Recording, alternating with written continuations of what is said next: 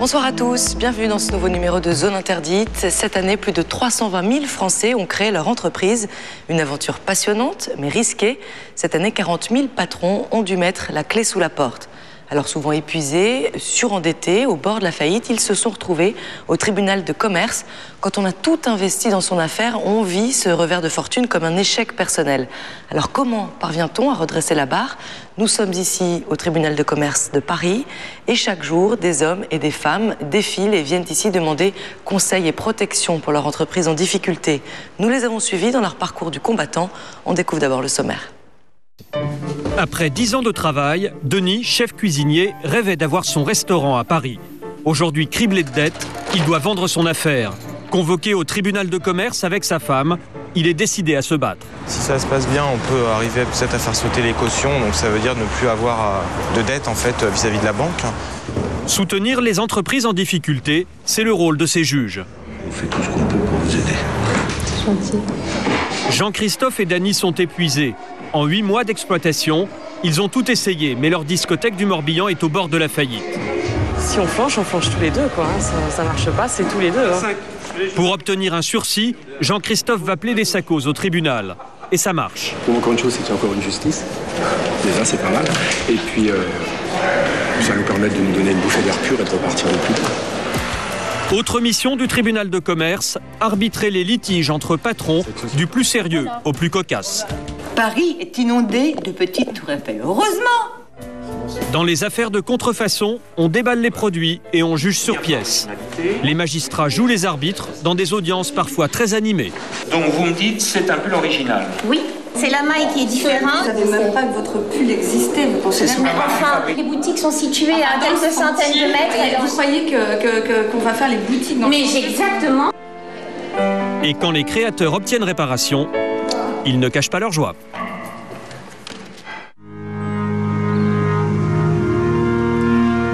Des patrons jugés par d'autres patrons, c'est le principe des tribunaux de commerce. En France, ils sont 3000 juges, tous bénévoles et issus du monde de l'entreprise, à décider du sort d'autres entrepreneurs. Alors leur verdict est souvent redouté car il peut déboucher sur la fin de l'entreprise. Nous avons suivi plusieurs petits patrons, commerçants, artisans. Tous attendent jour après jour leur jugement. C'est un reportage de Clarisse Feltin, Julie Pichot, Delphine Pruneau et Xavier Deleu pour TSVP et Zone Interdite. Nous sommes sur les bords de la Seine, dans une institution de plus de 4 siècles et pourtant mal connue, le tribunal de commerce de Paris. C'est dans ces lieux de justice que les grands et les petits patrons viennent demander de l'aide pour redresser leur entreprise en difficulté ou bien mettre fin à leur activité.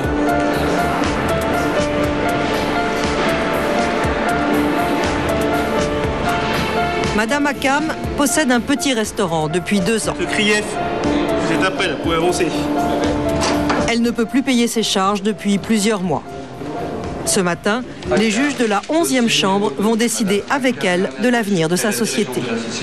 Cette société, si vous voulez, c'est une jeune société, comme vous l'avez noté, 2005, création, rachat de fonds de commerce. Alors, la commerçante est en larmes, elle n'a pas la force de s'expliquer elle-même. Pour l'achat du fonds de commerce, hors droit, là-dessus, plusieurs frais, travaux, 25 000 €, etc. Madame Akam s'est lancée directement dans ce fonds de commerce. Cette audience au tribunal est le moment le plus difficile de sa vie de commerçant. Elle est très émotive parce qu'elle y a mis un peu toute sa vie dans cette affaire. Bon, elle a une famille d'entrepreneurs, tout le monde réussit. Ma cliente, je pense qu'elle n'y arrivera pas du tout, comme vous l'avez aujourd'hui. Elle n'y arrive plus. Elle n'y arrive plus. Elle n'a plus le courage de poursuivre cette activité. Compte tenu des dettes, elle ne sait plus où mettre la tête, donc elle n'y arrive plus. Bien, donc le tribunal va prononcer la liquidation judiciaire simplifiée. Bon, au revoir. Vous avez vu, ils ont compris directement ce qu'on a expliqué. Et vous n'allez pas vous excuser? Ça va? Oui. Allez, venez. Après quelques minutes d'audience, son restaurant est définitivement fermé. Comme elle, en France, 50 000 patrons ont mis la clé sous la porte l'an passé. Chaque année, 300 000 hommes ou femmes créent leur entreprise en France. Commerçants, artisans, professions libérales, ils y consacrent toute leur énergie, investissent leur argent, sacrifient leur vie personnelle avec la certitude ou l'espoir d'une réussite.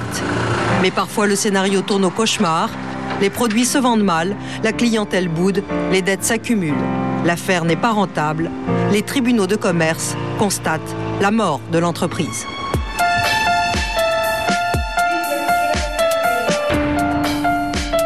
Pendant plusieurs mois, des salles d'audience du tribunal de commerce de Paris, aux coulisses des entreprises, nous avons suivi plusieurs patrons en difficulté. Comment vivent-ils leur revers de fortune? Quelles sont leurs solutions pour redresser la barre? Reportage sur des petits patrons à la dérive.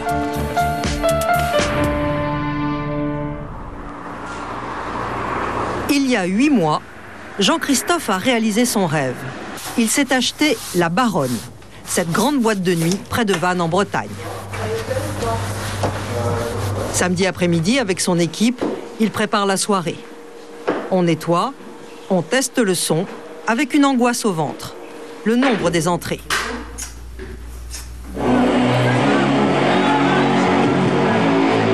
Cette soirée doit absolument marcher, car Jean-Christophe est au bord de la faillite. Tous les week-ends, c'est la remise en question à chaque fois de savoir pourquoi. Parce qu'on va avoir du monde, pourquoi ils viennent pas, on ne sait pas. Pourquoi ils viennent, on ne sait pas non plus. Pourquoi ils ne viennent pas plus souvent, plus nombreux, ça. Si, parce qu'ici, c'est très aléatoire. On peut faire 450 comme 50, donc on n'est jamais sûr de rien. Au départ, il voulait faire des soirées branchées, comparables à celles des meilleures boîtes de nuit parisiennes.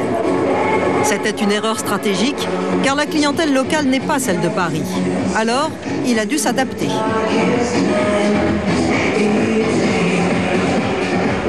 Venez, je vais vous montrer comment on travaillait au début à l'ouverture. Ça, c'est l'affiche de l'inauguration. Avec DJ Fex, qui était un résident de Radio FG. Michael Kaiser, qui est venu, qui était résident du Queen. Blaise, qui est également DJ sur des grosses soirées sur Paris. Et maintenant, on s'est rallié à la cause, on travaille comme travaille tout le monde. Voilà, on travaille comme ça. Je vais vous montrer des flyers aussi. Alors, au début, on imprimait des flyers comme ça. Recto verso, on en imprimait 5000 que l'on distribuait toutes les semaines. C'est carrément des cartes postales. Et maintenant, les flyers, c'est ça.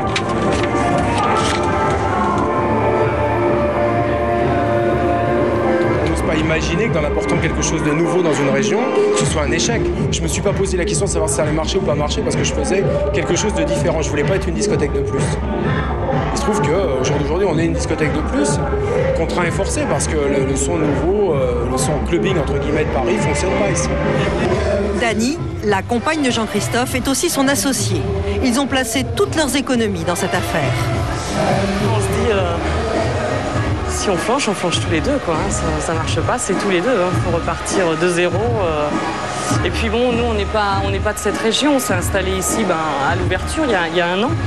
Donc voilà, si ça marche pas, c'est vraiment repartir de zéro. Avant ce week-end, qui s'annonce éprouvant, Jean-Christophe et Dany prennent quelques heures de repos chez eux. Ils savent qu'ils risquent gros en cas de fermeture de la discothèque. Ils pourraient perdre la caution personnelle qui leur a permis d'obtenir le prêt de la banque. Alors, t'en es où? Une caution de 64 000 €, issue de la vente de cette maison de famille. C'est pas de l'argent sale, quoi. On y tient, on veut le récupérer, cet argent, parce que voilà, on l'a pas eu comme ça. C'est des souvenirs, quoi. Ouais, cette maison, on l'a remboursée sur 4 ans et avec le fruit de la vente, on a soldé le crédit. Voilà, il nous restait 64 000 € que l'on avait placé chacun de notre côté. Et lorsqu'on s'est lancé dans ce projet de discothèque qui nous tenait à cœur, on l'a hypothéqué. Et aujourd'hui, ça appartient à la banque. Ça me fait de la peine. Oui. Mais de toute façon, ils ne le récupéreront pas. Ça, c'est clair que dans tous les cas, cet argent, je repartirai avec. Ils ont une demande à part écrit, je leur demanderai qu'ils l'envoient. Début de soirée. Jean-Christophe a rejoint la Baronne. Il est inquiet, mais optimiste malgré tout. Nous sommes un samedi pendant les vacances scolaires. Les jeunes devraient sortir nombreux ce soir, car il y a plusieurs lycées et plusieurs écoles de commerce à proximité.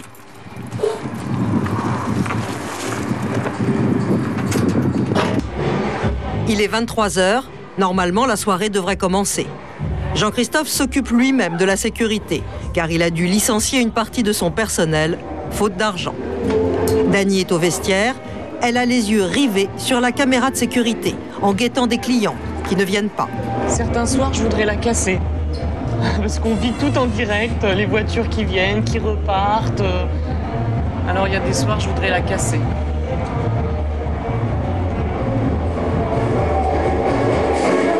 Il est presque minuit lorsque les premiers clients arrivent. Ils ne sont qu'une dizaine, mais Dany préfère ne pas compter les entrées.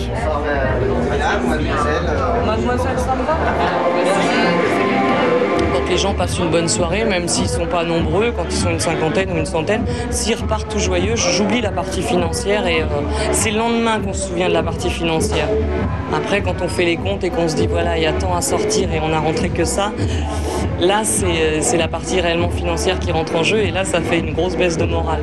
Mais quand on est dans le truc, c'est la soirée, quoi, que les gens viennent, qu'ils repartent contents, qu'ils aient passé une bonne soirée. Ça n'a pas de prix, c'est le plus important. Malheureusement, il n'y aura pas d'autres clients.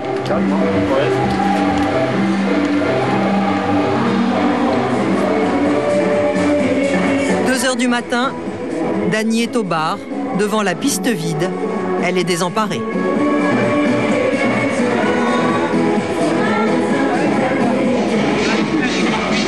L'entrée est gratuite pour les filles ce soir. Pour les garçons, elle est à 5 € avec une conso. Donc non, là, franchement, je sais pas ce qu'on peut faire de plus. Je sais pas.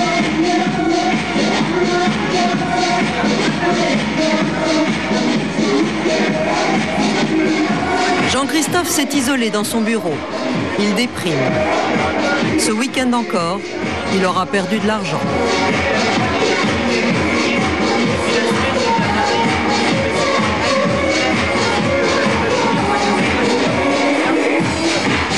Après 8 mois à la tête de cette discothèque, ils sont au bord de la faillite.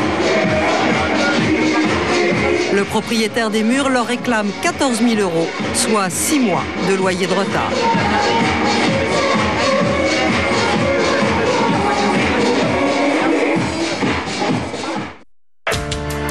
Pour tenter de sauver leur entreprise, ils vont chercher à se mettre sous la protection du tribunal de commerce de Paris, où est domiciliée leur société.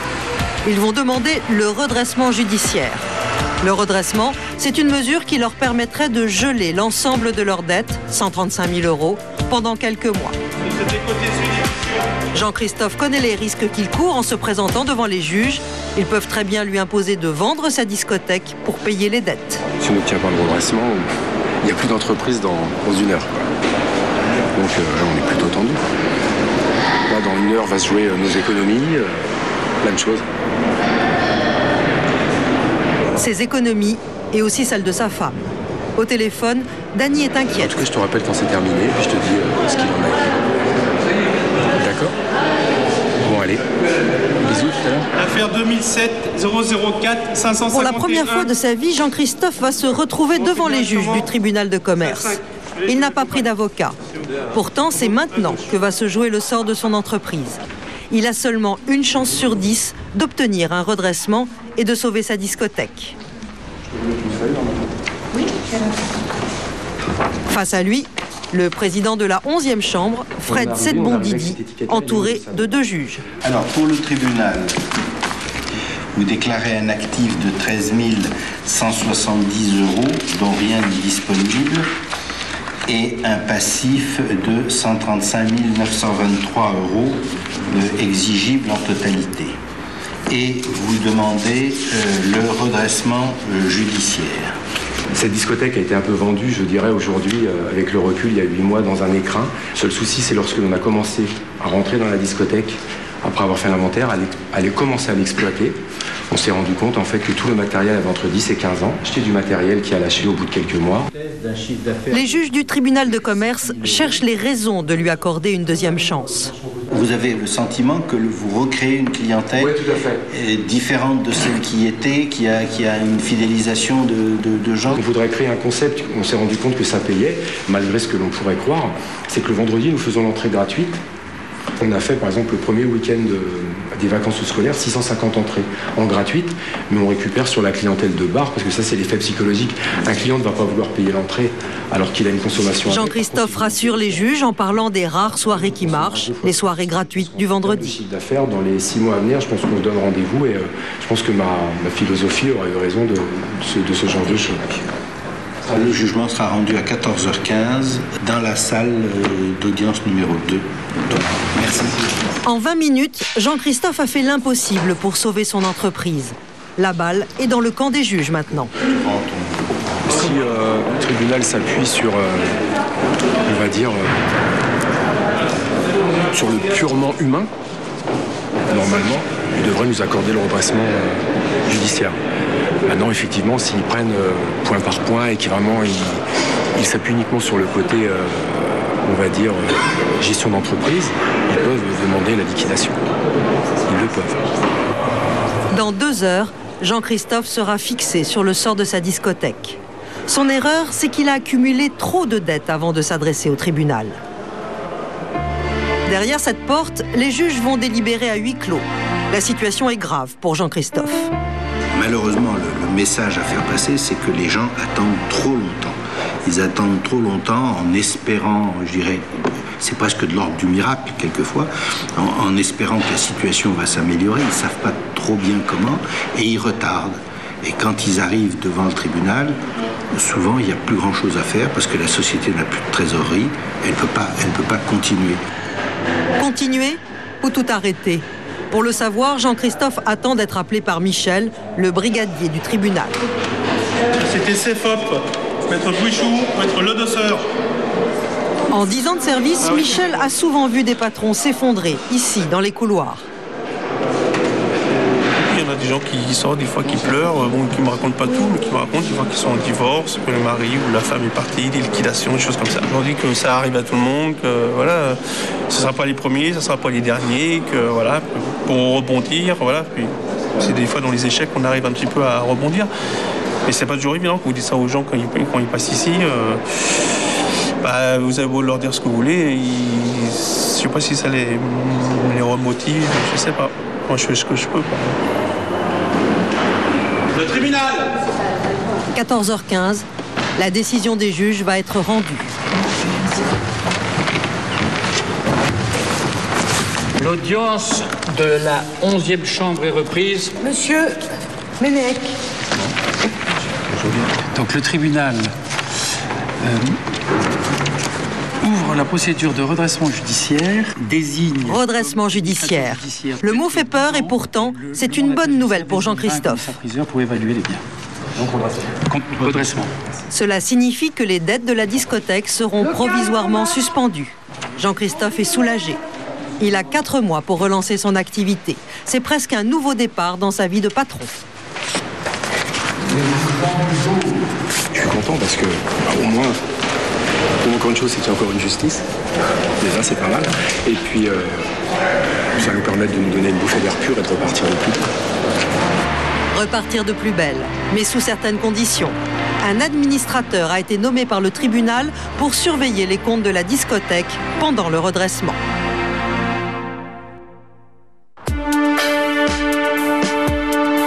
Les tribunaux de commerce existent depuis 445 ans. Le plus grand, celui de Paris, s'est installé sur les rives de la Seine à l'époque de Napoléon III. On y juge, selon le Code du commerce, les entreprises en difficulté ou les contentieux entre les entreprises.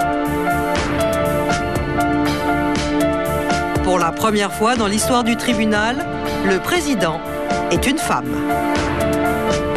Perrette Ray est une ancienne chef d'entreprise. Sous son autorité, 171 juges rendent plus de 100 000 décisions de justice par an.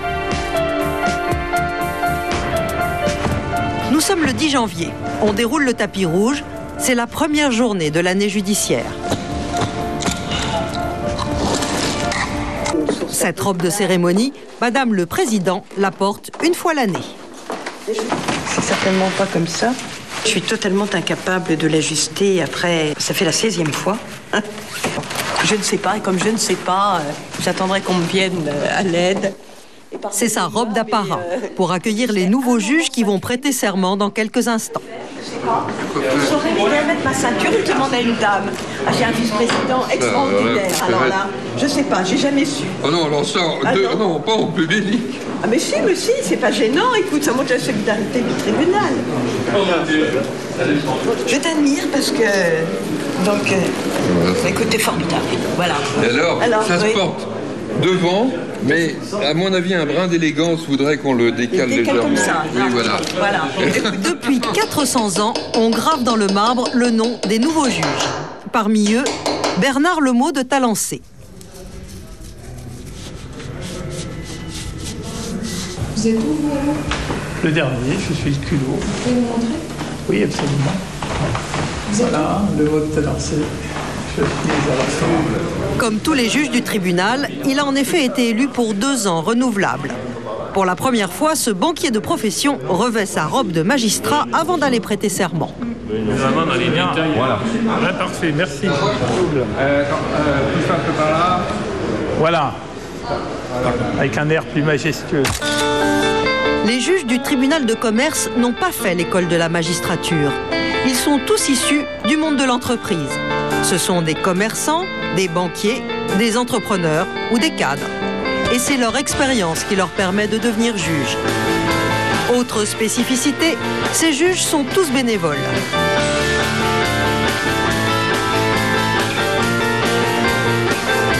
Bernard Lemot de Talancé ne touchera donc ni salaire ni indemnité.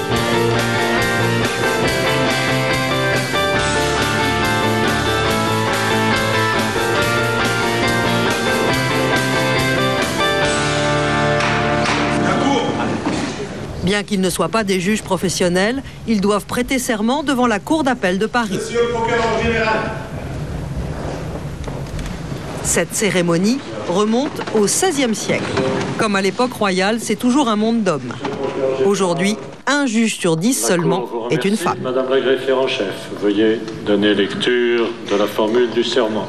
Je jure de bien et fidèlement remplir mes fonctions, de garder religieusement le secret des délibérations et de me conduire en tout comme un juge digne et loyal.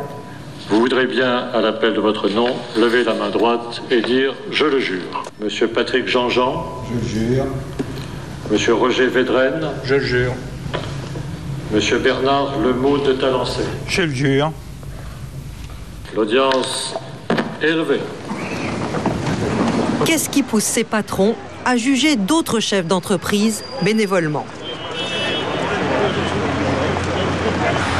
Philippe Valac est juge au tribunal de commerce de Paris depuis 4 ans. Il est au tribunal 1 jour par semaine. Le reste du temps, il dirige une entreprise de consultants. Il conseille des entreprises dans leur stratégie de communication. Philippe a lui-même connu une faillite. Et c'est cette expérience qui l'a ensuite poussé à devenir juge, par esprit de solidarité.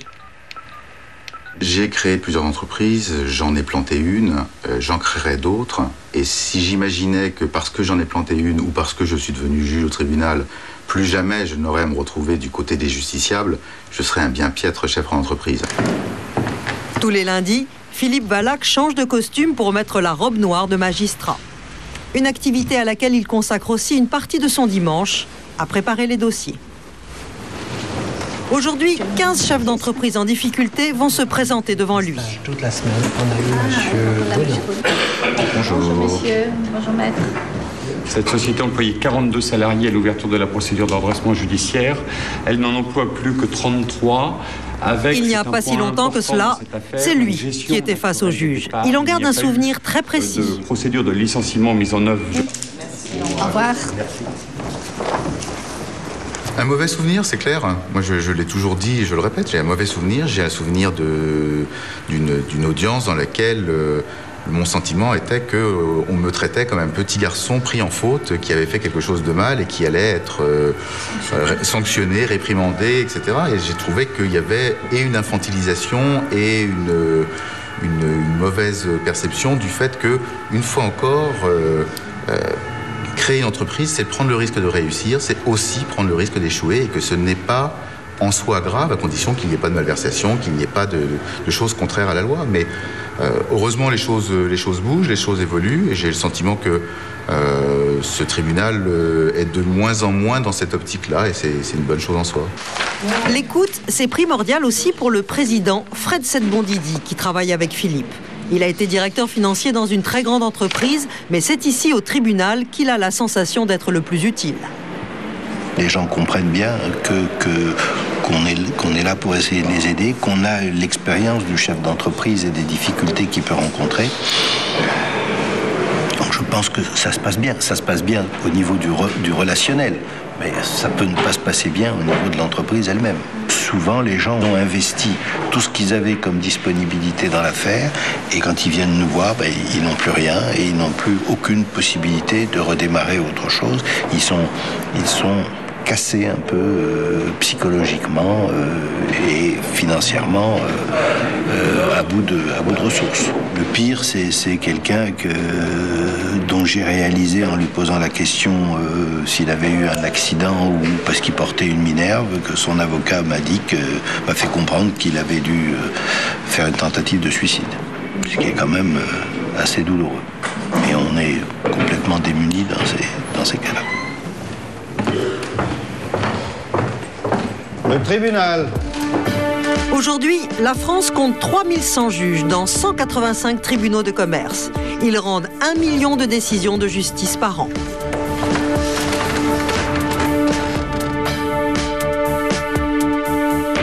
Rares sont les patrons qui pensent finir au tribunal de commerce. Denis Blin est devenu propriétaire du restaurant La Cuisine Colbert, quartier latin à Paris, en septembre 2005.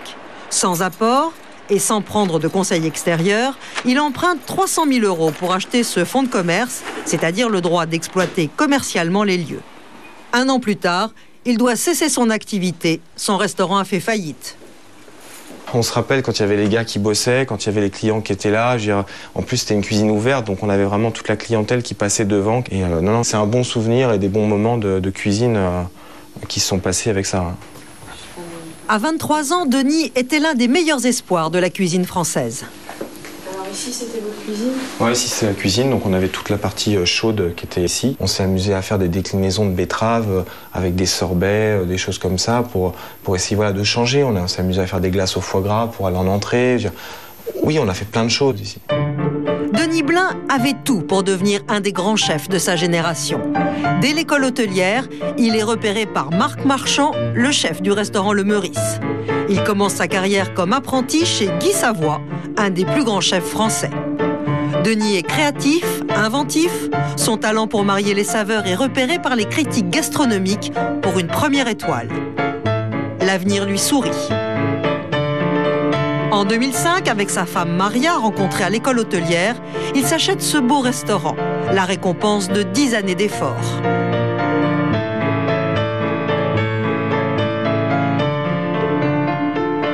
Vous vous dites, au moins, voilà le fruit des années de travail, de sacrifice, de ne pas prendre de vacances, de ne pas voir sa famille, de ne pas profiter comme ce que les autres jeunes peuvent faire, de sortir en boîte ou de profiter.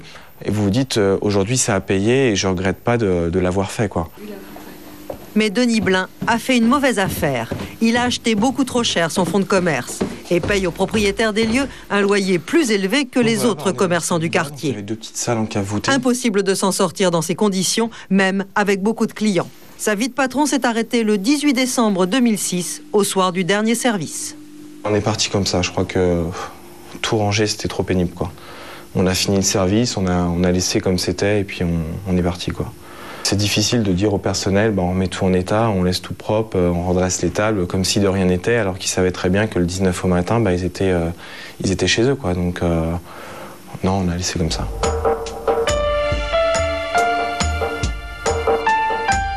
Aujourd'hui, Denis quitte pour toujours ce restaurant où il a tant laissé de lui-même.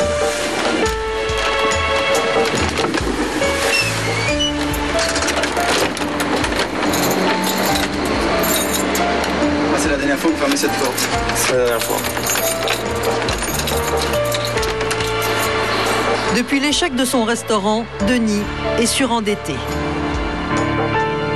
Il a dû quitter son pavillon pour s'installer dans un immeuble. Sa femme Maria ne travaille pas. Elle attend un deuxième enfant, une fille.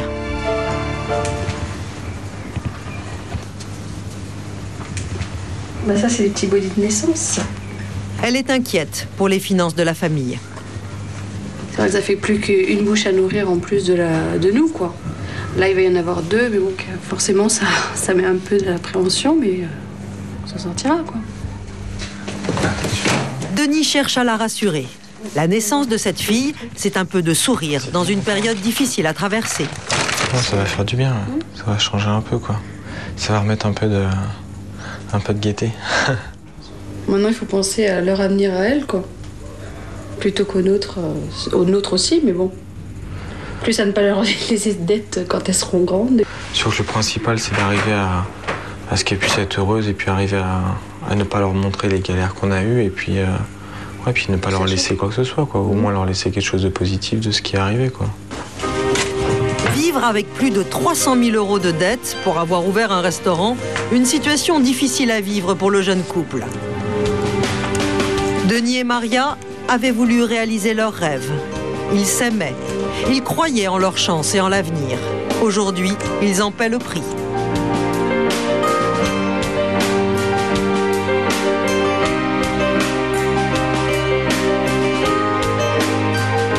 Votre vie de couple et votre vie de famille, elle en prend une claque.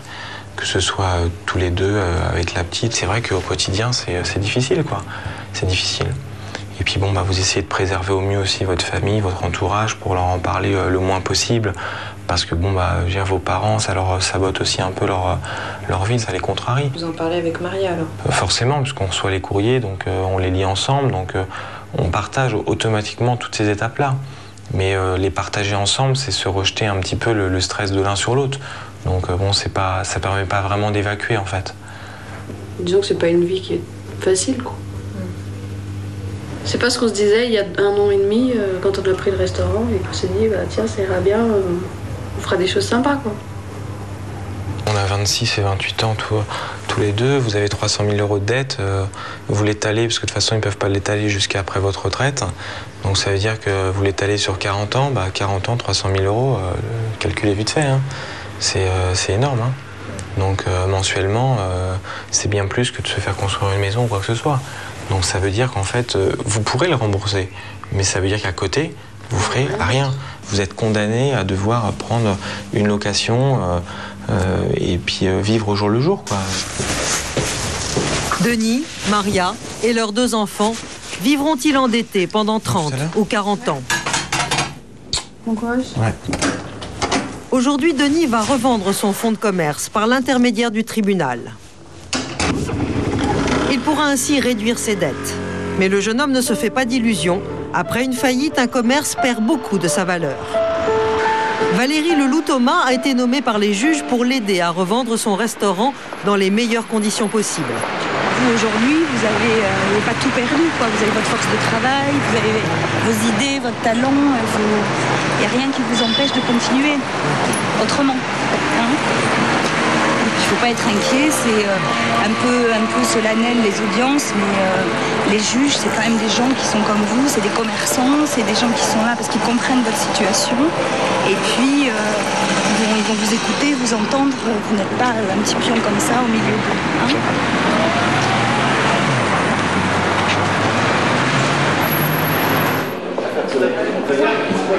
L'affaire Chloé, s'il vous plaît. La vente a lieu sous le contrôle du président de la 11e chambre, Fred Sedbondidi.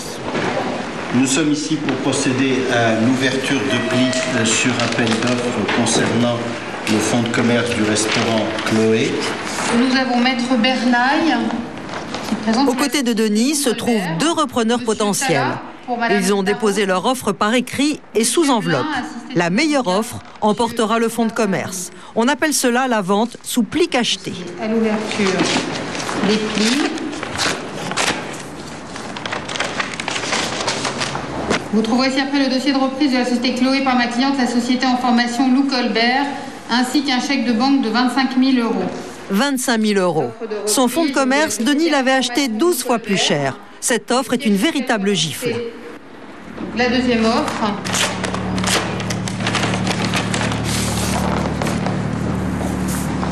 L'acquéreur, Madame Hélène Darroze, donc l'offre réalisée moyennant le prix de 100 000 €, répartie ainsi 55 000 € pour les éléments incorporels comprenant 100 000 €. Compte tenu de l'échec de son activité, c'est un bon prix. Mais le jeune homme le sait bien, c'est encore très insuffisant pour rembourser l'ensemble de ses dettes. De 50 000 € chacun. Merci. Merci à tous. La vente aura duré 5 minutes. Pour Denis, c'est la fin de plusieurs années de travail, d'économie, de sacrifice. Vous êtes content? C'est un bon point pour vous parce que déjà c'est un prix tout à fait acceptable compte tenu de la situation. Et puis surtout, vous, ça va vous permettre de passer à autre chose. Enfin, voilà, la page elle peut réellement se tourner, quoi. Voilà, c'est le dernier chapitre qui vient de se terminer et voilà, c'est fini. Maintenant, il faut aller refaire autre chose, rechercher autre chose et puis repartir sur le bon pied, quoi. Et puis on vivra encore les mois qui vont venir encore avec des difficultés parce que il faut finir toute la procédure qui est en cours. Mais bon, oui, c'est une page qui se tourne, on se libère quand même un petit peu, quoi. On va mettre en route aussi une démarche vis-à-vis de la banque. Et puis avec les 100 000 €, ça enlève déjà un petit peu quand même. Je sais, merci. Allez, à bientôt. La situation de Denis Blin, ce jeune chef au destin contrarié, a ému le juge Fred Sedbondidi. Il voudrait pouvoir aider le jeune homme. On a le sentiment que c'est un garçon de valeur qui avait tout pour réussir et que malheureusement sa première expérience professionnelle s'est mal terminée dans la mesure où il a acheté son fonds de commerce dans des conditions trop onéreuses. Il part dans la vie, si vous voulez, avec une situation négative et c'est ça qui me touche et donc nous voudrions essayer de voir comment on peut améliorer sa situation pour qu'au moins il puisse repartir à zéro parce que là pour le moment il est en dessous de zéro. Le tribunal va aider le jeune homme en négociant avec sa banque la réduction de ses dettes. Il y a une chance infime que cela marche. Denis le sait, les prochains mois seront très difficiles pour lui.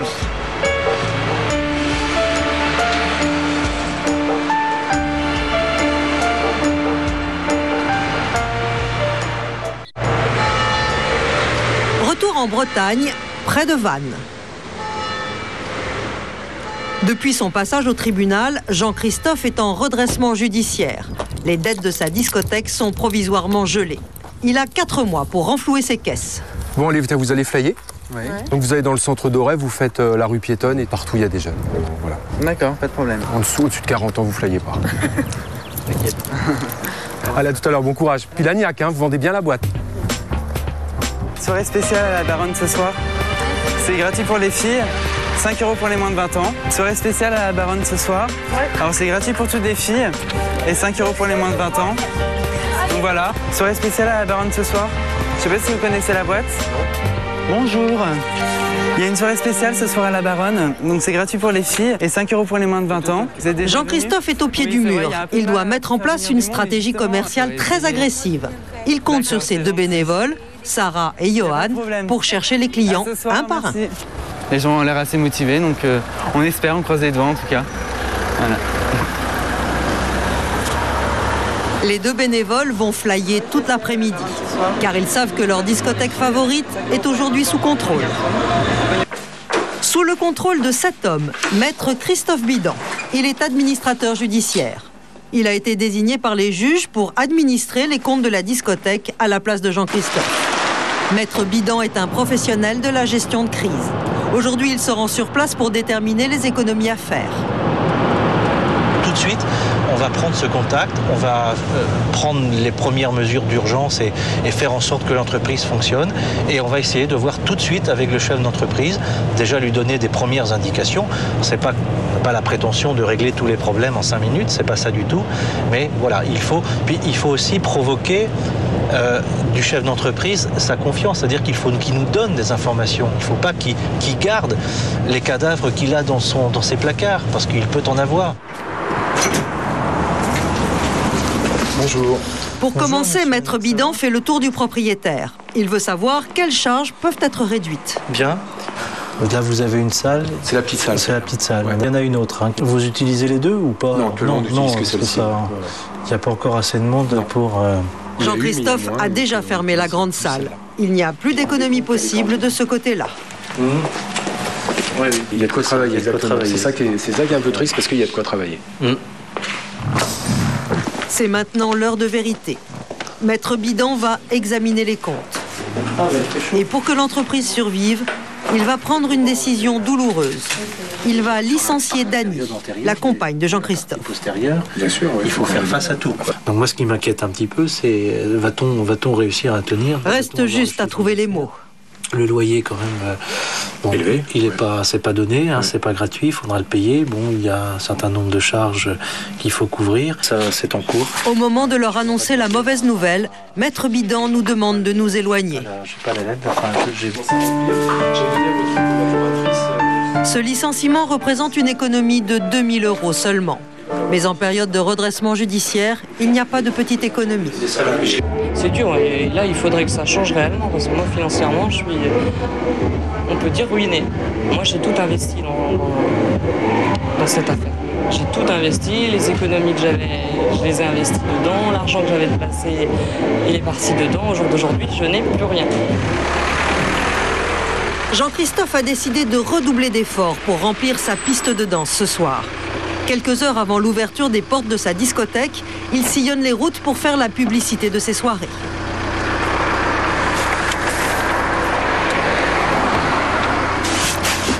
Qu'est-ce que vous faites là?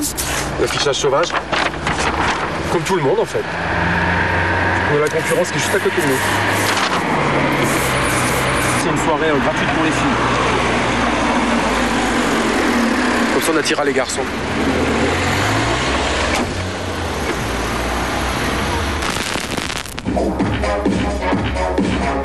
Et ce soir, ça marche. On se bouscule à l'entrée. Vous n'avez pas un papier de perte de papier ou un truc comme ça? Non, j'ai pas. Bon, allez. Vous n'avez pas fait une déclaration en gendarmerie comme quand vous avez perdu vos papiers? Vous avez de naissance dessus? La soirée commence bien. Dany est venue donner un coup de main au vestiaire. Elle n'ose pas s'emballer sur les entrées. Là, on a un premier aperçu, c'est bien parti, mais j'ai vu aussi des cas comme ça où c'était bien parti, puis d'un seul coup, boum, ça retombait. Voilà, les 20 premiers qui étaient rentrés, et puis après, plus personne. Vous allez sur le podium avec la barre direct? Ouais. Jean-Christophe a mis toutes les chances de son côté. Il a investi dans une gogo danseuse, histoire de mettre de l'animation. Et visiblement, ça fonctionne.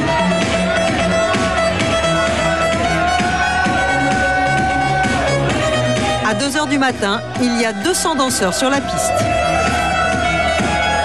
Mais l'animation ne suffit pas à remplir les caisses.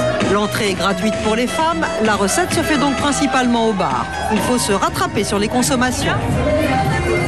Attends, j'avais compris 10. Vodka fraise.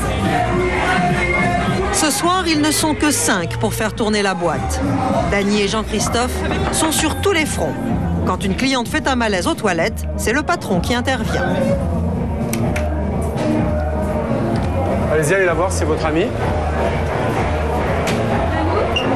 Qu'est-ce qu'elle a? Elle parle? Tout va bien? La jeune femme est ivre. Faute de videur, c'est encore Jean-Christophe qui lui demande de quitter les lieux. Oh, faut tout faire dans cette maison.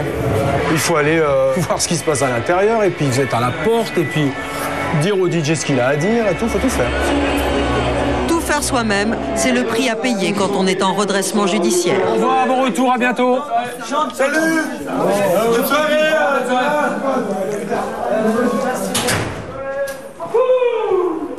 C'est fini, on va attaquer la partie nettement moins drôle. Il faut que ça se fasse quand même, le nettoyage. 6 h du matin, c'est l'heure du nettoyage et surtout l'heure des comptes. Jean-Christophe va savoir ce qu'il a gagné ce soir.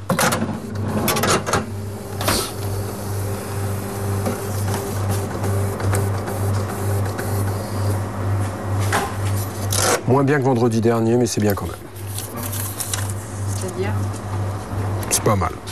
Ça va, pour un vendredi, c'est bien. Ça pourrait être pire. Bon, on va le sortir. Il a gagné environ 2 500 € cette nuit. Il espérait au moins 50% de recettes de plus. C'est une mauvaise nouvelle.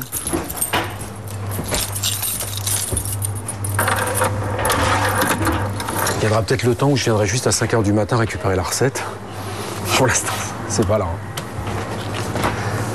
Malgré les flyers, la publicité et les entrées gratuites, ce soir encore, on était loin des 650 clients qu'il avait promis au juge du tribunal.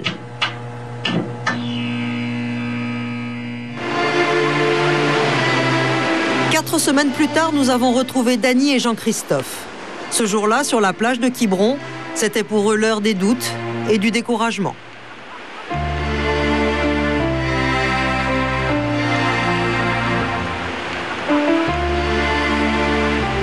Là, il faudrait effacer entièrement 9 mois de passé et puis voilà, là, ce serait bien. Mais maintenant, c'est terminé. C'est un peu un rêve qui s'est transformé en cauchemar en fait. Enfin, pour moi, je le ressens comme ça. Je me sens quelque part coupable, bien qu'on ne le devrait pas, parce qu'on coupable de pas avoir réussi. Coupable de ne pas avoir réussi là où on avait envie de réussir, quoi. Coupable de l'échec, bien sûr, et le regard d'autrui, même si je m'en moque un peu, le regard d'autrui sur l'échec, sur tout ce qui se dit. Et maintenant, la seule issue pour moi, c'est d'arrêter tout ici, de vendre la discothèque et d'arrêter tout ici. Jean-Christophe et Dany tiendront-ils le coup ? Leur dernier espoir, revendre leur fonds de commerce pour rembourser leurs dettes. Retour au tribunal de commerce à Paris. Quand ce ne sont pas les difficultés financières, ce sont les litiges entre les entreprises qui les conduisent devant le tribunal. Ce matin, les juges de la 15e chambre entrent en scène. 11 juges chargés de trancher les litiges concernant des objets très ordinaires. Des sacs, des pulls, des tissus ou des chaussures. Pourtant, derrière ces produits du quotidien se cachent des enjeux commerciaux énormes, car il s'agit de contrefaçon. Parmi les 11 juges spécialisés, certains connaissent bien le problème. Richard Delorme, par exemple, est un ancien fabricant. Dans mon expérience professionnelle, j'ai exercé des responsabilités de direction d'entreprise pendant plus de 10 ans dans des entreprises qui fabriquaient des tissus pour l'habillement et ensuite qui fabriquaient des vêtements, qui exploitaient des magasins. Donc j'ai édité des chaussures, des bijoux, j'ai fabriqué des vêtements, donc je sais de quoi on parle. En revanche, le juge Boucher, lui, est totalement novice en la matière. Mais ça ne lui pose pas de problème. Ça permet d'avoir un œil neuf et finalement l'œil du consommateur qui va faire un achat. Première audience, une banale affaire de pull. Installez-vous, asseyez-vous. Cette avocate représente un fabricant de vêtements qui attaque 2 entreprises pour contrefaçon. Donc vous me dites c'est un pull original? Oui. À l'époque, c'est-à-dire en 2000... Ce pull aurait été copié puis fabriqué ensuite en Chine. Je considère que ce pull est un pull à la mode qui s'est fait cette année-là et que tout le monde a fait ce type de pull. Donc vous dites qu'il n'y a pas d'originalité. Il n'y a pas d'originalité, tout le monde l'a fait. Vous voyez, quand vous le portez, de par la forme, il arrive, il n'est pas du tout décolleté. Mais je peux vous assurer que c'est exactement le... Par exemple, si je prends là dans le sens, sans rentrer dans tout le détail, mais si je prends la dimension là, c'est à peu près quand même la même ouverture. Hein. Eh ben, ça ne fait pas du tout. On examine l'objet sous toutes les coutures et on bataille ferme.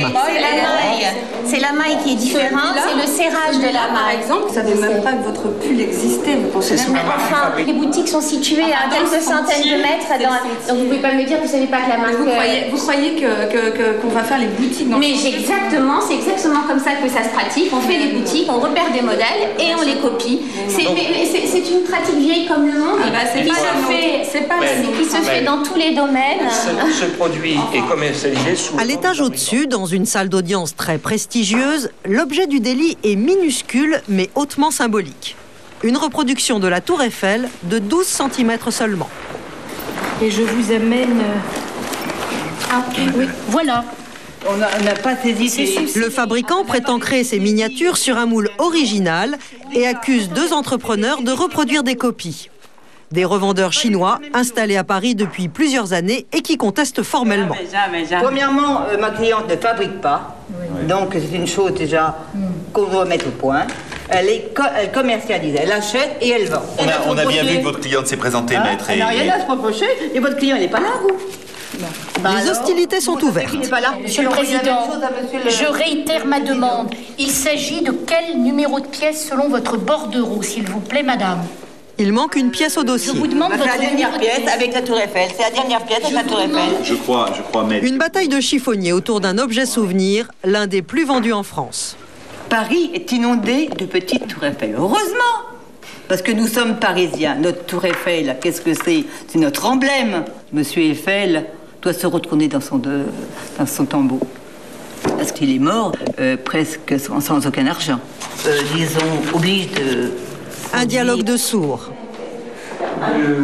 Retour dans le bureau du juge Boucher, cette fois pour une affaire de robes de demoiselles d'honneur.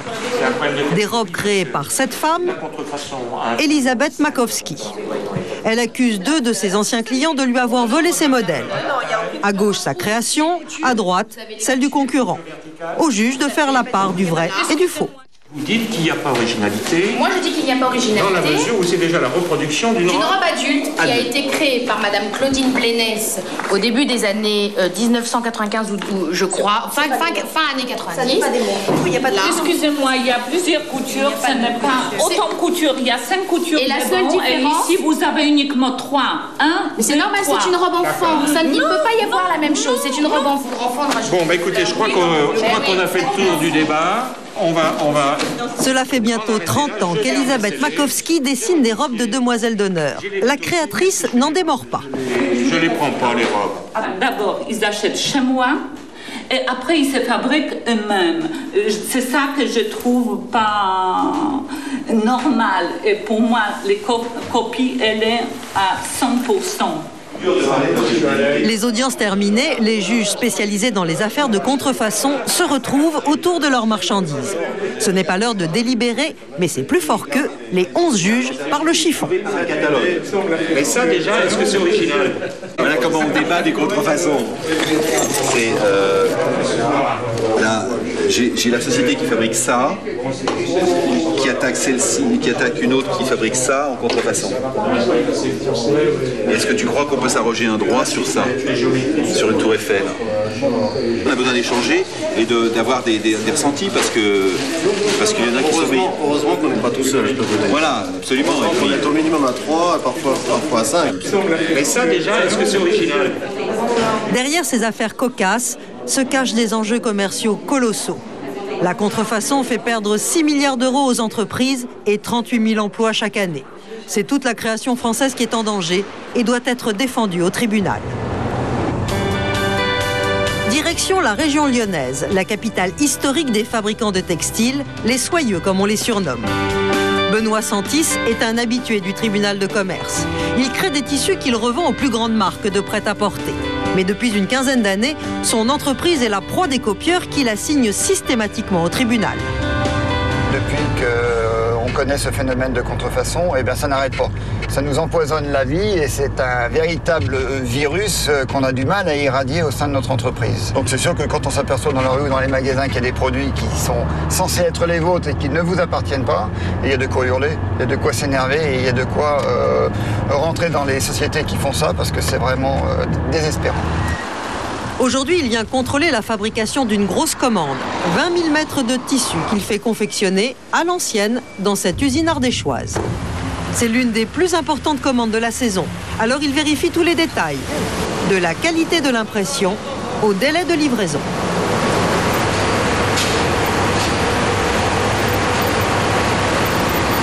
Et apparemment, vous êtes dessus depuis le début, il n'y a pas de souci d'impression, c'est bien passé, il n'y a aucun... Le tissu imprimé qui sort de la machine, c'est le fruit de son travail, toute sa vie. Ça fait 27 ans que la société existe, ça fait 27 ans que je viens régulièrement ici et je ne me lasse absolument pas de voir Pour moi, c'est un peu de la féerie. Dans quelques semaines, ce tissu s'affichera dans tous les magasins d'une marque très connue de prêt-à-porter, sous la forme d'une robe. Il faut tout faire ici. Un nouveau modèle à succès, il n'en faut pas plus pour attirer les copieurs. Il y a un risque que ce tissu-là soit contrefait. Il y a un risque que ce tissu soit contrefait, en effet. Pas ici, parce qu'on est dans un terrain de confiance et l'usine a un accès très limité, donc n'importe qui ne peut pas rentrer, surtout du grand public et des confectionneurs. Mais notre plus gros problème, ce sont dans les salons professionnels, là où nous présentons toutes nos collections et toutes nos créations. C'est une véritable course contre la montre. La contrefaçon, la copie, elle est très rapide. Et il y a des techniques d'impression, là où on met une demi-heure pour imprimer, ça peut être fait en 5 minutes. Une contrefaçon de son tissu peut circuler sur le marché avant même que l'original ne soit en magasin. La contrefaçon, c'est son cauchemar. Benoît a déjà perdu une dizaine de clients et dépense beaucoup d'argent dans les procès. Il en a près d'une dizaine à son actif et ne gagne pas à tous les coups. Un exemple, ce tissu vendu par un géant du prêt-à-porter dans une autre couleur. Il a été jugé que le dessin n'était pas du tout le même. Eh ben, je suis désolé, moi quand je vois des trucs comme ça, je sais pas. Je veux dire, soit vous avez plus confiance en la justice, soit vous dites que vous avez été jugé par des incompétents, parce que quand on voit ça, il n'y a pas d'autre possibilité que de dire que le dessin est une copie. C'est vrai qu'on a été découragé des résultats et je pense qu'on continuera. De toute façon, on continuera parce que je pense qu'on a le devoir de s'imposer, on a le devoir de protéger nos créations. Tribunal de commerce de Paris. Benoît continue d'attaquer ses adversaires. Cette fois, c'est une enseigne de grande distribution. Monsieur le Président. Avec son avocate, il livre bataille dans cette procédure depuis 2 ans. Il a beau être un habitué du tribunal de commerce, il appréhende toujours les audiences. C'est toujours une petite épreuve. Je n'ai qu'un espoir, c'est bien montrer que notre création est reconnue et que le juge soit à la hauteur de nos espérances. Benoît Santis, enchanté. Le juge, c'est lui, Pierre d'Hautefeuille, l'un des plus anciens des 11 spécialistes de la contrefaçon. On attend quelques minutes. Dans cette affaire, Benoît Santis accuse une enseigne de grande distribution d'avoir vendu des sacs avec l'un de ses tissus. À gauche, l'imprimé d'origine, à droite, le sac distribué par le supermarché dans une autre couleur. Mais le chef d'entreprise attaque aussi le fabricant, le fournisseur du supermarché qui les a fait confectionner en Asie. L'ambiance paraît décontractée, une apparence seulement. Bien. C'est une mode haute couture. Oui. J'ai créé ce modèle, Vous avez créé ce modèle la saison dernière. Les parties adverses s'opposent à la présence de notre caméra pendant l'audience. À l'intérieur, les échanges se tendent très vite. Le défenseur de l'enseigne de grande distribution plaide la bonne foi. L'avocate de Benoît Santis hausse le ton. Nous avons apporté non seulement toutes les preuves, mais à la limite trop de preuves. Et c'est peut-être pour ça d'ailleurs que les parties en défense se noient. Je les invite d'ailleurs à visiter des usines de textiles et elles comprendront alors qu'est-ce que c'est de rajouter un cylindre pour rajouter une couleur. Pardonnez ce ton un petit peu élevé, mais je suis un petit peu agacée de la mauvaise foi constante des explications. Pour l'avocate du fabricant de sacs, il était impossible de savoir que ce tissu appartenait à la maison Santis. Il y a une tendance, la tendance c'est, je dirais, est suivie dans le monde entier et quand un dessin, je dirais, est divulgué de manière tout à fait confidentielle, personne ne peut aujourd'hui, je dirais, aller parcourir le monde pour savoir s'il y a eu des droits qui sont détenus ou non sur ce dessin. Je boue complètement intérieurement. Il est vrai, quand on est vraiment technicien et qu'on est à fond dans le sujet, c'est vrai qu'il est très frustrant, très énervant et très stressant d'entendre qu'on peut appeler des contre-vérités. Il y a de quoi s'énerver, n'est pas le terme, mais frustration. Oui, le terme frustration serait adéquat. Désormais, les dés sont jetés. Son affaire est entre les mains du juge.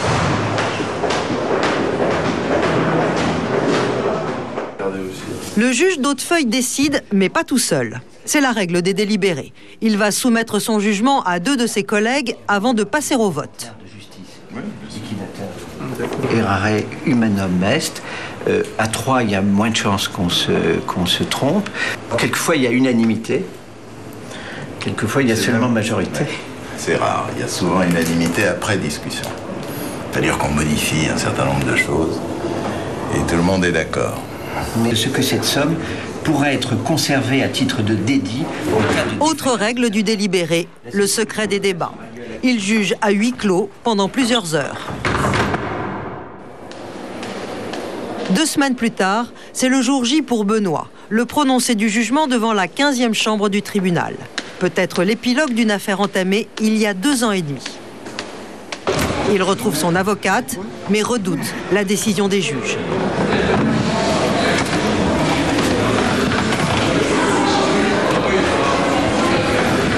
Ça reste le gros point d'interrogation. Je pense avoir connu des bonnes surprises et des mauvaises surprises, donc pour l'instant, je ne donne strictement aucun crédit. Je reste dans l'expectative. Je préfère. Dans la salle d'audience, on retrouve aussi Elisabeth Makowski, la créatrice de robes de demoiselle d'honneur, accompagnée de son avocate. Ils ont beau être des juges peu ordinaires, ils n'en respectent pas moins le protocole et les apparats. Voilà, ça y est. L'audience est collégiale. Tous ceux qui ont une affaire en jugement doivent être présents. Je suis presque en retard, mais vous savez, ici, on ne chôme pas. Le tribunal.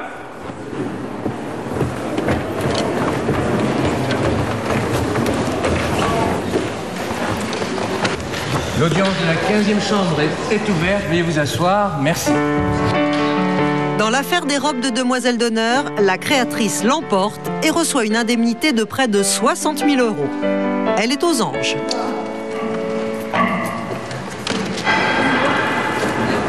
Est-ce que les clients vous font toujours la bise quand ils ont gagné? Madame Makowski, oui, quand elle gagne. Mais on gagne souvent. Non, on a une très bonne décision. Vous pensez que ça peut les empêcher de recommencer? Sûrement, ça va les freiner un peu. À mon avis, celui-là ne recommencera pas et c'est un petit milieu, le milieu de la mode, donc ça se saura assez vite. Voilà. L'audience se poursuit avec l'affaire des pulls. Là encore, le fabricant obtient gain de cause. Les deux copieurs sont condamnés, 40 000 € de dommages et intérêts. Déboute les parties de leur demande plus ample, au contraire. Autre dossier, celui des Tours Eiffel. Cette fois, le fabricant est débouté de toutes ses demandes. Il n'a pas apporté la preuve de détenir un droit exclusif sur ces miniatures. Désistement. Maître Noir, attentif, Silverstar. C'est le juge d'Hautefeuille, en charge du dossier, qui prononce le jugement concernant Benoît Santis. Par ces motifs, le tribunal dit que la société et la société ont commis des actes de contrefaçon. C'est gagné. Condamne in solidum. La société et la société a payé la somme de 45 000 € à titre de dommages et intérêts. 45 000 € auxquels s'ajoutent d'autres dommages et intérêts. Au total, c'est une indemnité de 105 000 € que Benoît va toucher. Bien au-delà de ce qu'il espérait.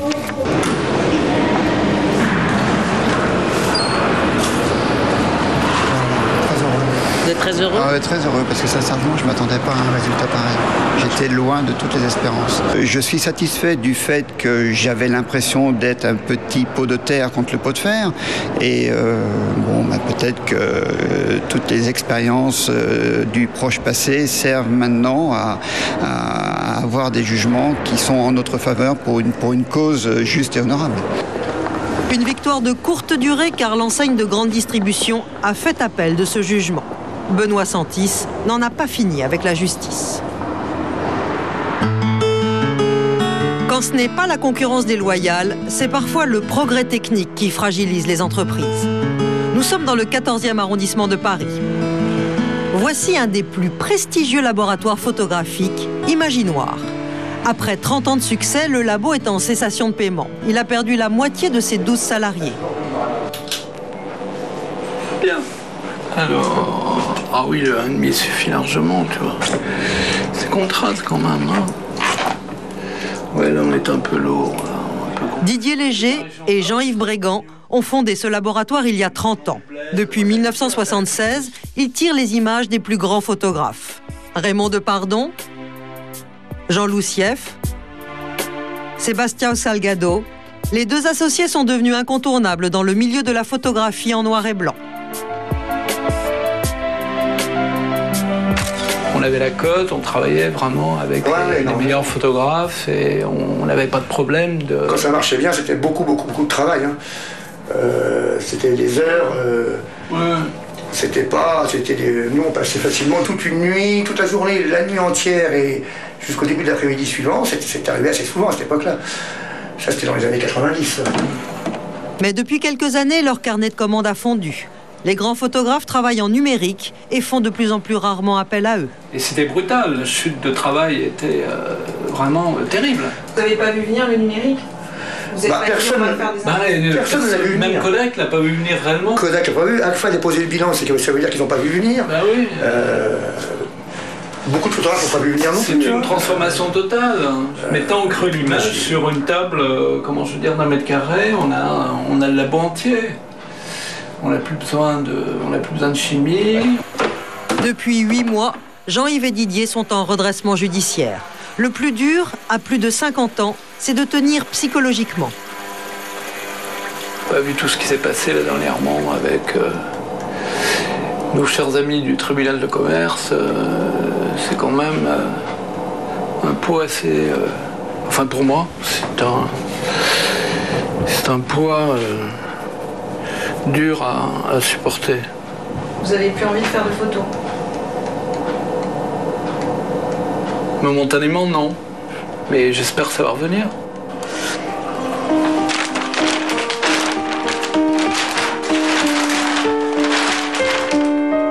Après son passage au tribunal de commerce, Jean-Yves a perdu la force de travailler. C'est vrai que l'imaginoire, c'est un peu...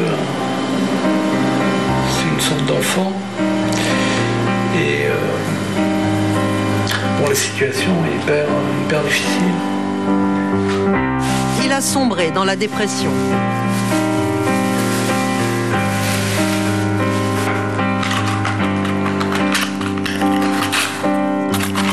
Deux antidépresseurs le soir et puis mais ça je vais bientôt arrêter, c'est ce qui me permet de dormir. Mais là, du fait que je suis stabilisé, je crois que je vais interrompre le somnifère. Par contre, l'antidépresseur, c'est minimum 6 mois. Donc là, j'ai un abonnement assez sérieux. Je me suis retrouvé dans un état où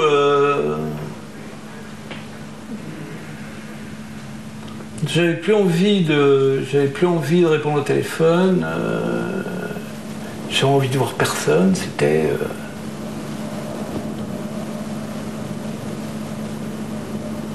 je sais pas, j'étais complètement dépassé par plein de choses. J'étais dans une situation très difficile.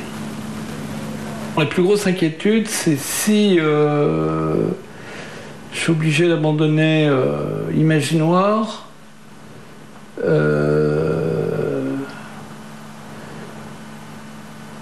je ne sais plus, je ne sais pas quoi faire d'autre. Enfin, je crois que j'ai l'impression que je ne sais rien faire d'autre. Dans quelques jours, le tribunal pourrait prononcer la liquidation totale de son labo photo.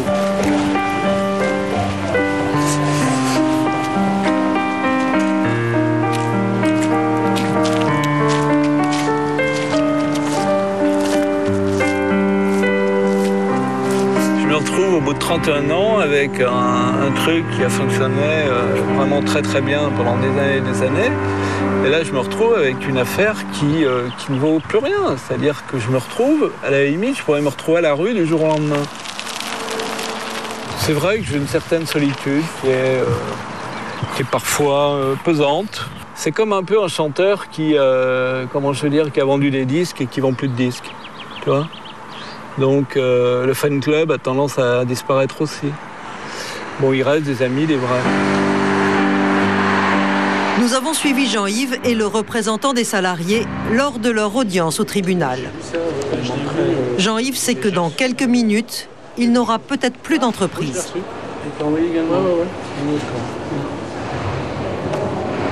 Le rendez-vous de ce matin est aussi dans ma tête, je veux dire, ça me fragilise quand même un petit peu. Et c'est le poids de tout ça qui fait que je suis...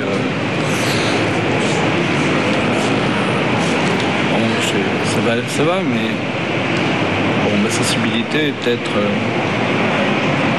présente. Il est au bord des larmes. Mais il va devoir cacher sa fragilité au juge pour qu'il lui fasse confiance, à nouveau. Toujours une petite... c'est un peu l'angoisse. Mais bon, on va croiser les doigts en disant...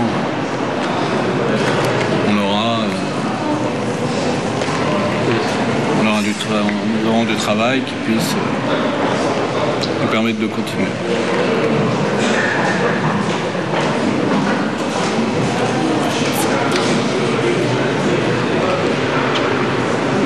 Société Imaginoire, Maître Le Guernevé, c'est la fin. Cabinet 5, montrez directement. Maître Laurent Le Guernevé, l'homme qui gère les comptes du labo, va demander un nouveau sursis de quelques mois pour sauver le laboratoire. Sur une demande de prolongation de la période d'observation. Donc une période d'observation qui se traduit aujourd'hui par un résultat positif et une capacité d'autofinancement positive.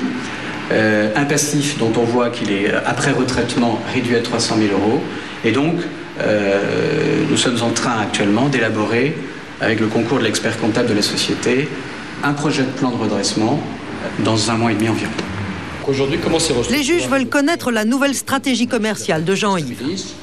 Votre structure de clientèle, elle s'organise comment aujourd'hui ? La plupart du temps, ce sont des photographes ou des agences, par exemple Magnum, qui nous passent des commandes, entre autres assez régulièrement de Raymond Depardon, des gens comme Peter Lindbergh, enfin des photographes qui ont un grand nom. Et maintenant, on est au moment un peu de vérité où le chiffre d'affaires est revenu sans qu'il soit pour autant exceptionnel. Alors je sais que c'est un peu difficile à dire et à entendre surtout pour vous, mais c'est un peu une réalité, c'est un peu la difficulté de ce dossier, et vous le savez, je pense.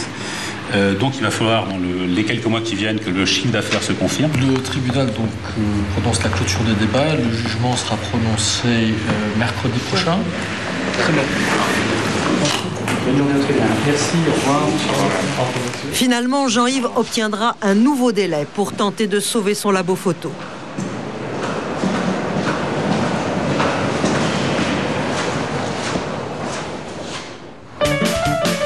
Depuis qu'il a fermé son restaurant, la vie de Denis Blin est une course contre la montre.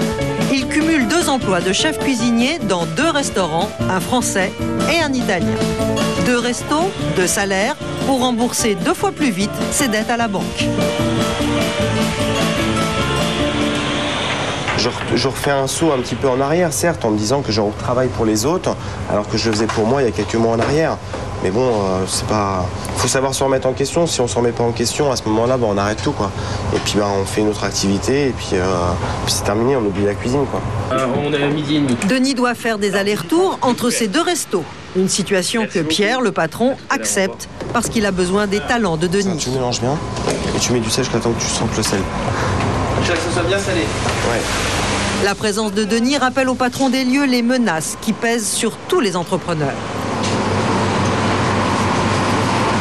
On a 5 ans d'écart, je me dis, je sais pas comment j'aurais supporté si j'avais eu le même truc. À l'heure où je faisais mes études, dire qu'en gros, lui il était en redressement judiciaire. Et puis la loi française est tellement mal faite que de toutes les manières, il n'y a pas pouvoir remonter de société, quoi que ce soit pendant un bon bout de temps. Donc voilà. Donc là, ça va être un peu l'homme de l'ombre, un peu de partout, quoi. Ouais, c'est Denis. C'est bon pour la mise en place ? Denis est au téléphone avec le 2e restaurant. Tu mixes ta peau dans ta crème pour que ça soit bien vert, ok ? Il donne des consignes de cuisine. Il attendra le dernier moment pour se rendre sur place. Je vais au bistrot de laver puis je reviens. Je fais aller-retour. C'est bon ? Si Denis ne revient pas à temps, Pierre ne pourra pas ouvrir son restaurant pour le déjeuner. Denis a une demi-heure pour achever la mise en place de son 2e restaurant. Salade gourmande et mousse de crabe, ici c'est cuisine française. Au restaurant italien, Pierre est inquiet. Je crois qu'on va pas ouvrir à midi, c'est tout. Qu'est-ce que tu veux qu'on fasse ? Tu vois, c'est la limite du système, quoi. Si Denis court partout, il y a un moment, il va pas arriver, tu vois.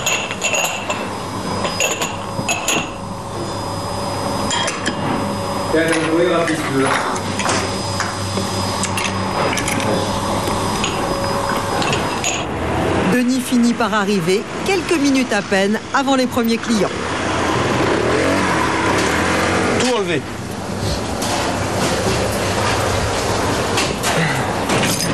Ça va Allez, Denis. Ah ouais, nous on attend les bons. Hein, nous on attend les bons. Dans le menu, je prends la salade de roquette en entrée. Salade de roquette. Et les rigatoni, s'il vous plaît. J'attends 2 entrées du jour, Pierre. Ok. C'est bon.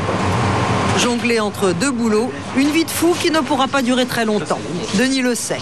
Mais au final, c'est plutôt pas mal, non? Car ce ne sont pas ces 2 salaires qui permettront de rembourser plus de 300 000 € de dette. Alors, Denis mise tout sur cet homme, son avocat, pour réduire son endettement. Maître Jean-Michel Bargiarelli veut plaider la responsabilité de la banque. Avec l'aide du tribunal, il a décidé de faire un recours contre la banque qui a prêté 300 000 € à Denis, alors qu'il était fiché à la Banque de France après l'achat d'une voiture. Plusieurs mois après le dépôt de bilan, l'avocat épluche les conditions d'acquisition du restaurant. Elles lui paraissent suspectes. Compte de résultat de l'exercice, voilà, la troisième page. Comment et pourquoi votre dossier a pu passer les arcanes de la banque? Comment vous avez pu passer au travers? Alors qu'en plus, vous étiez au fichier Banque de France, des mauvais payeurs. Donc là, il y a quand même un vrai problème. Normalement, vous arrivez dans n'importe quelle banque, vous êtes fichier FICP, vous reprenez la porte aussi vite que vous êtes rentré. Ah ben c'est ce qui s'est passé, c'est la seule qui nous a accordé du crédit et qui nous a obtenu le prêt. Toutes les autres nous l'ont tous rejeté. Écoutez, c'est la première fois de ma vie que je vois quelqu'un, FICP, qui se fait ouvrir un compte et qui obtient 300 000 € de crédit. Je ne connais pas. D'expérience, j'ai pas. La banque acceptera-t-elle de reconnaître ses torts? La dette sera-t-elle effacée en partie? Denis devra retourner au tribunal de commerce une fois de plus pour le savoir.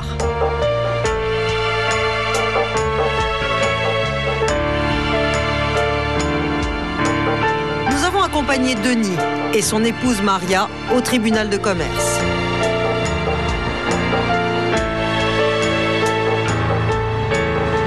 Pour la première fois, ils vont être confrontés à la banque. Leur avenir dépend de ce rendez-vous informel.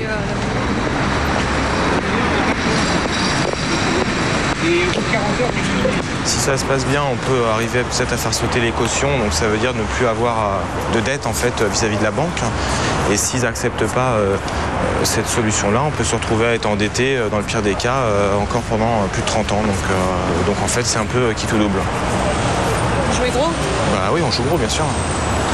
300 000 € sur 30 ans, ça fait une somme d'argent énorme, ça fait plus de 1 000 € par mois à sortir, quoi. On y va ? Allez. Pour Denis et Maria, c'est encore une épreuve, encore un espoir. Seront-ils déçus? Je vous ai amené votre constat. La négociation aura lieu en présence du juge qui a suivi l'affaire, Fred Sedbondidi. Mais l'avocate de la banque refuse de nous laisser filmer. Fin de l'entretien avec la banque. Aucune décision n'a été prise.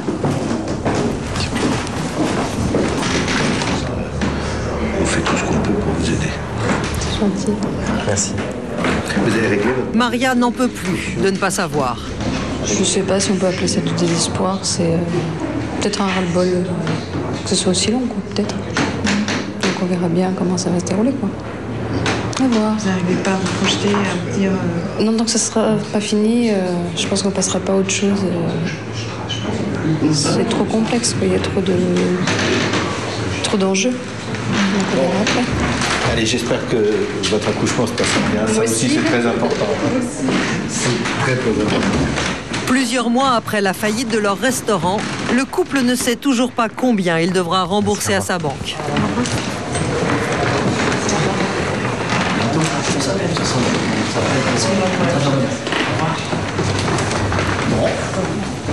C'est un premier pas. C'est important qu'elle ait accepté de venir. Malgré tout, ils ont quand même un discours ouvert. Merci à bientôt, beaucoup. monsieur Blanc. Merci. Au revoir, madame. Denis et Maria n'en ont pas fini d'arpenter les couloirs du tribunal de commerce.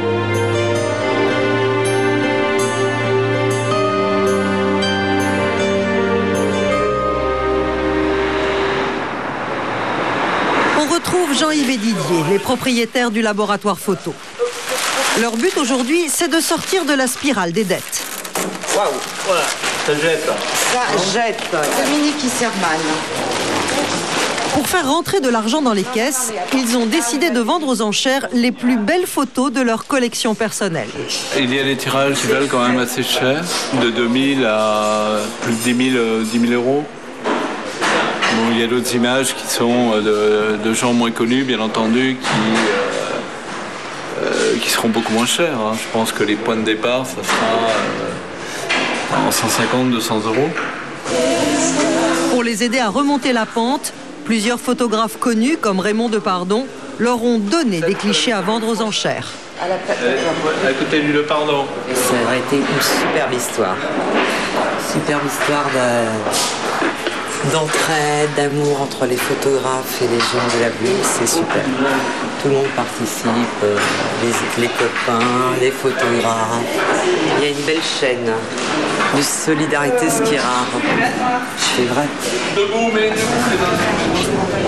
Devant les caméras, les passionnés de photographie et les marchands d'art vont participer à ces enchères uniques en leur genre.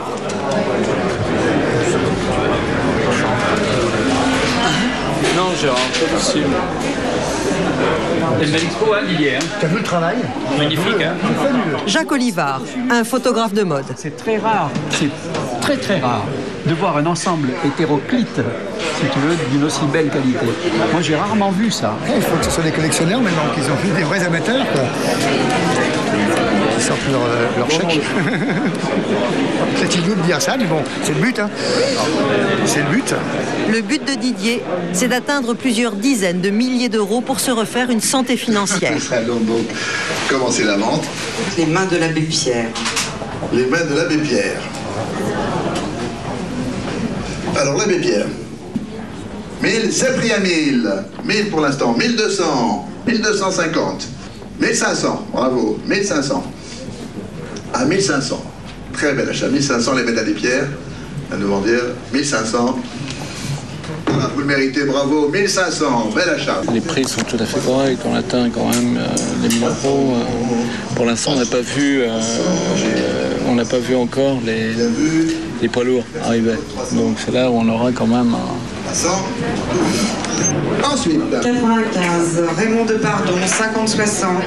Raymond Depardon, un des poids lourds de la photo. Times Square, en 1999. C'est prix à 300, 400, 500, 600, une forêt là, magnifique. 2150, 2200, 2800, 2900, 3000, 3500, 3800, 4000. Tout le monde est KO à 4000. Bien vu, eh ben bravo, ça va être à toi. Super étoile. 4000 ici. 4000 euros pour une photo de Raymond Depardon. Au final, la vente aux enchères rapportera 100 000 euros au laboratoire. Une somme qui éponge le tiers de ses dettes. À 500 ici pour l'instant. 500, 500, 500, 500, notre collectionneur. Depuis qu'ils sont en redressement, les patrons du labo photo sont parvenus à réduire leurs charges en licenciant 6 salariés et à maintenir la confiance de certains clients. Parmi eux, Titouan Lamazou, l'ancien navigateur devenu artiste et photographe renommé. C'est gris et un peu clair. Désormais, le nouveau positionnement commercial du labo, c'est la photographie destinée aux expositions plutôt qu'à la publication.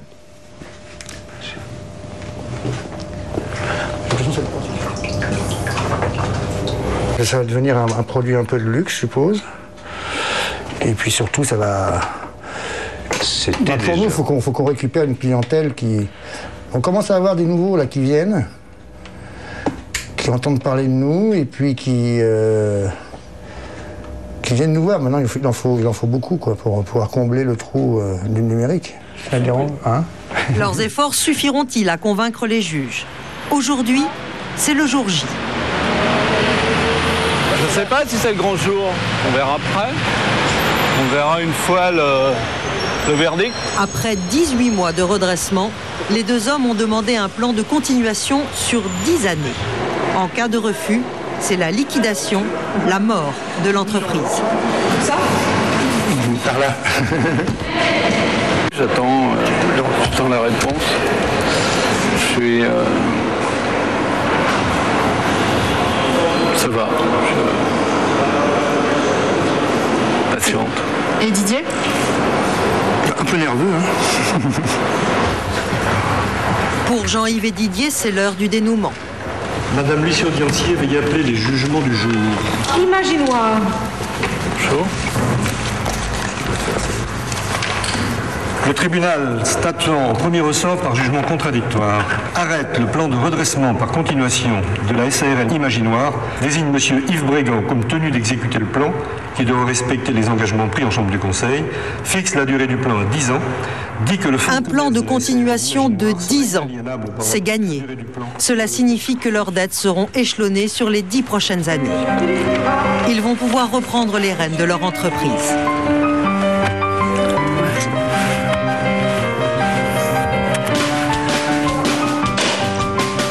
Jean-Yves et Didier auraient tort de ne pas ouvrir le champagne avec leurs salariés. Une bataille. On va se le boire, on va se le boire. Car moins de 5% des patrons qui entament une procédure au tribunal parviennent à sauver leur entreprise. Depuis leur dernier passage au tribunal, Jean-Yves et Didier ont tiré plusieurs photos du navigateur et artiste Titouan Lamazou. Des photos présentées lors d'une grande exposition au Musée de l'Homme à Paris. Une satisfaction pour ces patrons courageux et passionnés par leur métier. Mais toutes les histoires ne se terminent pas aussi bien. Jean-Christophe et Dany n'ont pas réussi à sauver leur discothèque. Ils ont vendu leur fonds de commerce et ils ont quitté la Bretagne. Ils ont commencé une nouvelle vie ailleurs.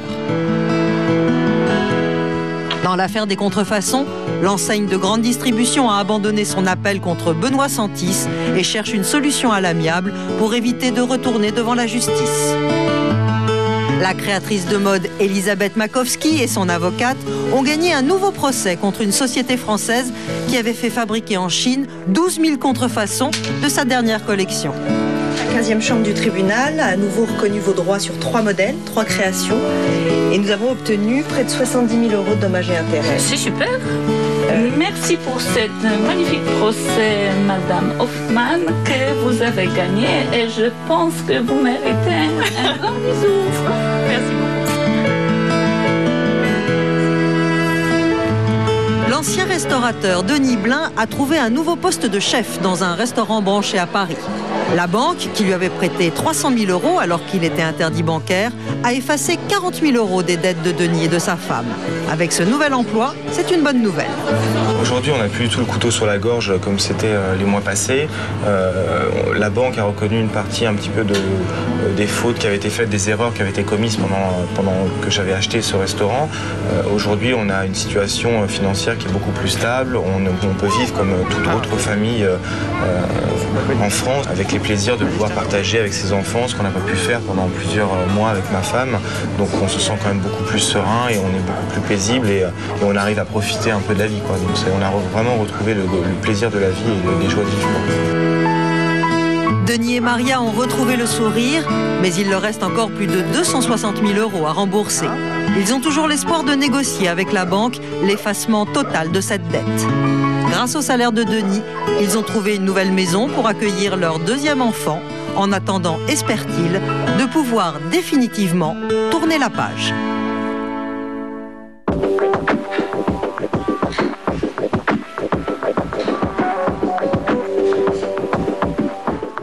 Père Attrey, bonsoir. Bonsoir Mélissa. On vous a découvert dans ce reportage. Vous avez été présidente de ce tribunal de Paris pendant 4 ans et juge de ce même tribunal pendant 16 ans. Alors une première question, est-ce qu'il n'est pas trop tard quand les entrepreneurs en difficulté se tournent vers vous? Il est trop souvent trop tard. Et ce n'est pas la bonne façon de redresser son entreprise. Vous pouvez bénéficier de procédures préventive, mandat ad hoc, conciliation, la toute nouvelle loi de sauvegarde qui réussissent dans 2 cas sur 3 à sauvegarder l'entreprise. 2 cas sur 3. Alors ça, c'est un recours que les petits patrons ou les toutes petites entreprises ne connaissent pas forcément. Est-ce que vous pouvez nous expliquer simplement et brièvement quelle est cette loi de sauvegarde, ce qu'on appelle procédure de sauvegarde? Allez voir votre juge. Ce n'est pas un juge de sanction, c'est un juge qui est là pour vous aider à vous en sortir. Allez le voir de façon informelle, dans le cadre de la prévention des difficultés des entreprises. Exposez-lui vos difficultés. Il n'est pas là pour vous sanctionner, mais pour vous aider à comprendre comment vous en sortir. Alors, il y a plusieurs grandes affaires de corruption qui ont entaché la réputation des tribunaux. On peut comprendre aussi par leur fonctionnement qu'ils favorisent les dérives ou les collusions d'intérêts. Vous le reconnaissez. Où est-ce qu'on en est aujourd'hui? Est-ce que c'est cette réputation qui peut peut-être effrayer les petits patrons à venir aussi vous demander conseil? Vous savez, 1 million de décisions sont rendues par an. Oui, c'est énorme. Par les 185 tribunaux de commerce, dont 100 000 par le seul tribunal de commerce de Paris. Et c'est seulement 5 ou 6 affaires, toujours les mêmes, qui ont été mises en avant pour dire « regardez, tous pourris ». Vous vous rendez compte? Et pourtant, les 4 ou 5 affaires qui ont défrayé la chronique étaient dues non pas à des juges, mais aux auxiliaires de justice dans les procédures en difficulté, aux administrateurs ou aux mandataires de justice qui ont pu être épinglés à cette occasion-là. Alors justement, les administrateurs judiciaires font l'objet de plaintes devant les tribunaux régulièrement. Qui sont les administrateurs judiciaires? Qu'on explique aussi cette fonction. Pas régulièrement, mais les administrateurs ont pour mission, en cas de redressement judiciaire, d'établir le bilan économique et social de l'entreprise, mais aussi de proposer un plan de redressement de cette entreprise. Alors que les mandataires judiciaires, et c'est souvent de leur côté que les difficultés sont nées, sont censés représenter les créanciers et liquider au mieux les actifs d'une entreprise en liquidation judiciaire. Donc leurs revenus dépendent de la gestion de la liquidation. Pour faire simple, disons cela. Évitons de généraliser, mais j'aimerais que ces deux professions, elles aussi, s'engagent résolument sur la voie de la modernisation de leur comportement et de leurs pratiques. On parle justement de l'indépendance des juges, puisqu'il faut rappeler à nos téléspectateurs, et on l'a vu dans le sujet, que ces juges sont issus du monde de l'entreprise, ils sont bénévoles, ils ne sont pas payés. Alors évidemment, on peut se poser la question de leur indépendance. Et vous avez beaucoup fait d'ailleurs pendant votre présidence pour garantir un peu plus d'indépendance et notamment former ces juges qui ne sont pas professionnels. Depuis décembre 2003, tous les juges de France sont formés par l'École nationale de la magistrature, formés en droit. À partir du moment où la compétence est au rendez-vous, où la déontologie a été renforcée, bien sûr le zéro défaut n'existe jamais, mais désormais la justice économique est en ordre de marche, me semble-t-il, pour pouvoir apporter à nos justiciables ce à quoi ils ont droit, une seconde chance. Et vous pensez aussi que des patrons qui jugent d'autres patrons, ce sont les meilleurs et les mieux placés pour aider des entrepreneurs en difficulté? Je pense que ça leur apporte quelque chose d'essentiel, qui est l'humanité. Nous savons très bien que diriger une entreprise, c'est pas un long fleuve tranquille, et que l'échec, les difficultés font partie de ce parcours. Est-ce que beaucoup d'entre vous, les juges, ont eux-mêmes connu justement des difficultés dans leur parcours? C'est ce qui les motive certainement à occuper ces fonctions? Mais bien sûr, je crois que tous, comme moi-même, quand nous rentrons dans cette chambre du conseil, où nous aurons à juger très souvent des petits patrons, 96% de nos usagers sont des très petites entreprises. Eh bien, nous nous disons que ce sont les hasards de la vie qui ont fait que nous sommes du bon côté de la table et qu'il s'en serait souvent fallu de peu pour que nous soyons de l'autre côté. Et je vous assure qu'on n'a pas le même regard. Merci Père Attré, merci à vous de nous avoir suivis. Vous retrouvez dans un instant Secret d'actualité avec Éric Delvaux. Quant à moi, je vous donne rendez-vous dans 15 jours pour un nouveau Zone Interdite. Très belle soirée.